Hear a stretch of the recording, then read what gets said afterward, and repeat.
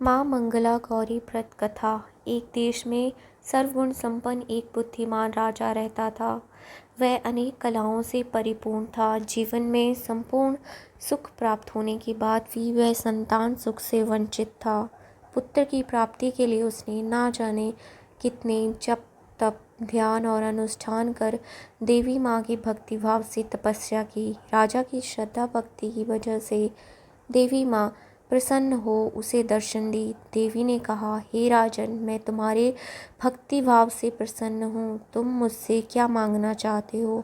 तब राजा ने माँ से पुत्र का वरदान मांगा। ये सुनकर माता ने कहा कि हे राजन, ये बहुत ही दुर्लभ वरदान है, लेकिन मैं तुम्हारे तप से बहुत प्रसन्न हूँ, इसलिए मैं ये वरदान तुम्हें देती हूँ। लेकिन तुम्हारा ये पुत्र केवल 16 वर्ष तक जीवित रहेगा। ये सुनकर राजा और उसकी पत्नी बहुत दुखी और चिंतित हो गए। सभी बातों को जानते हुए भी राजा और रानी ने पुत्र का ही वरदान मांगा। देवी माँ के आशीर्वाद से रानी ने एक पुत्र को जन्म दिया।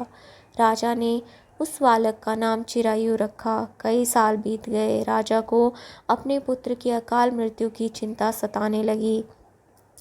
तब किसी बुद्धिमान पंडित के कहे अनुसार राजा ने 16 वर्ष से पूर्व की अपने पुत्र का विवाह एक ऐसी कन्या से करा दिया जो मंगला गौरी का व्रत करती थी। वह कन्या माता मंगला गौरी की पूरी श्रद्धा से पूजा अर्चना करती थी, इसलिए माता से उसे सौभाग्यवती रहने का वरदान मिला था। उस कन्या से विवाह होने के बाद राजा के पुत्र की आयु भी बढ़ गई और वह अपने नाम के अनुसार चिरायु हो गया। तभी से संसार में माँ मंगला गौरी का व्रत विख्यात हो गया। ये व्रत सर्व सुखों की प्राप्ति कराता है। सावन का महीना बहुत ही पवित्र माना जाता है और इसमें सोमवार और मंगलवार की पूजा का खास महत्व है। यह महीना भोलेनाथ को बहुत प्रिय है। इस महीने की सबसे बड़ी खासियत यह है कि इस महीने में भोलेनाथ के साथ साथ माता पार्वती की भी पूजा की जाती है। सावन के महीने में हर मंगलवार को माँ पार्वती यानी मंगला गौरी की पूजा की जाती है। ऐसा कहा जाता है कि मंगला गौरी की पूजा अर्चना भक्तिपूर्वक करने से वैवाहिक जीवन सुखी संपन्न रहता है। यदि कुंवारी कन्या माता मंगला गौरी की पूजा करती हैं तो उन्हें मनचाहा वर मिलता है।